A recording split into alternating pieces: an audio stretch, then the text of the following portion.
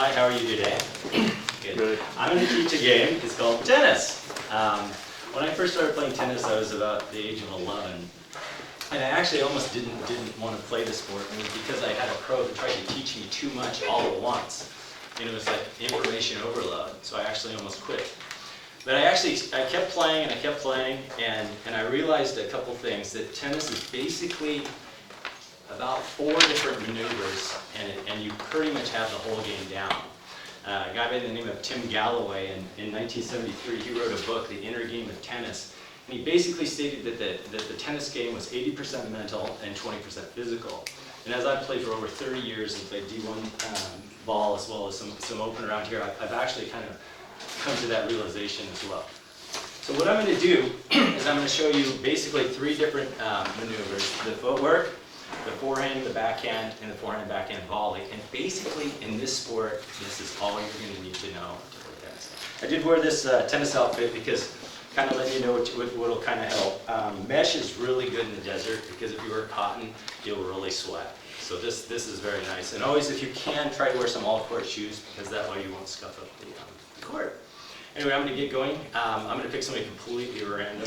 Do you want to come here? Sure, okay. I'm going to teach this person that I've never met before how to play tennis, which is this Maria Sharapova tennis racket. First of all, thanks for coming up here. No problem. Great. What I just did is I just showed you how to grip the racket. Can you believe that? The grip on a tennis racket is actually just a handshake grip. So what you want to do is just handshake this grip. You just learned how to grip a tennis racket. That's as simple as it goes. Okay, what I'm going to do now is I'm going to have you shadow me, and we're just going to do footwork alone. But what we're going to do is you just do exactly what I do, nothing more, nothing less. Okay? Okay, what I'm going to do is I'm going to start with my center position, feet about 18 inches apart.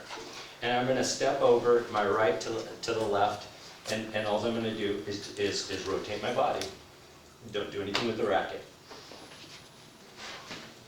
And then I step back. Do it again. Little forward out, more forward out there, and then step back. Always go back to the ready position. One more time. Step back.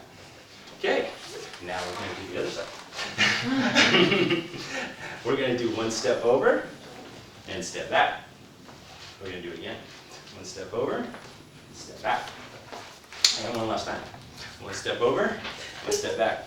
Seems very simple, but actually in this sport, that was basically your footwork in tennis. Everything is very short and compact. Now we're actually going to go into the big time forehands and backhands.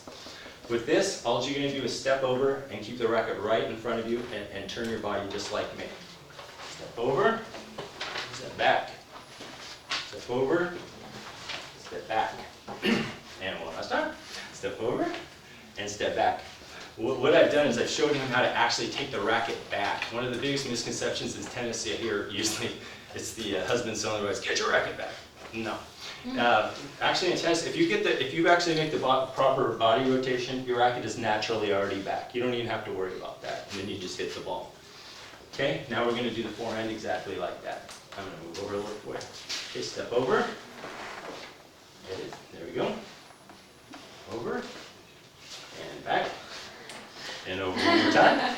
And back. Sounds silly and stupid, but actually you've learned incredibly a lot about tennis because keeping sports simple, especially tennis, is the key to being proficient in it. You could actually go out and do that even at this point. But we're going to lose one more thing. Okay. We're going to do a thing called a volley. A volley is something when the ball doesn't hit the ground. You're actually at the net. So we're going to pretend there's a net right here. And the person hits it. And actually what you want to do is hit the ball and go onto the other side of the court. Pretty much the same thing. The only difference is you're going to keep your racket up a little higher like this. Step over, tap, back. One hand. Over, one hand. There you go. Nice and easy. Over. What he's done is he said exactly the perfect volley. What he did is he kept a thing called a V. And that is what you want to learn to put the ball. I didn't tell you to do that. is to keep it a V. Most people think volleying is like this and doing, no. What you want to do with the volley is the ball comes lower. You actually just get lower. You adjust your body to every shot. You never adjust your racket head. Very simple. So whenever you're at the net and somebody's sending balls to you, just keep your V and make your one step. Now we're going to do the forehand side. Step over, V, good. Step over, V, perfect. Step over, V, perfect. Okay, those are the basic principles to learning tennis. What I'm going to do now is I'm going to do one quick little thing.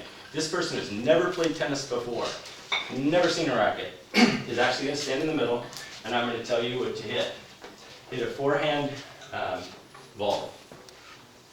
Perfect. Hit a backhand volley. Perfect. Or just hit a forehand. Perfect. Hit a backhand. Perfect.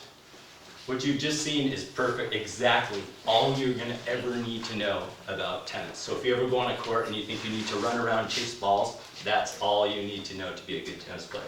Thanks for your time. We appreciate it. Okay, am I right there?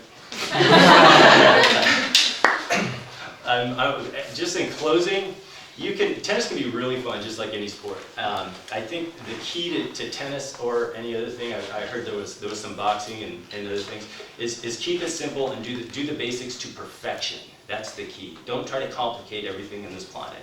And the biggest thing about sports, tennis, is have fun with it. Thanks.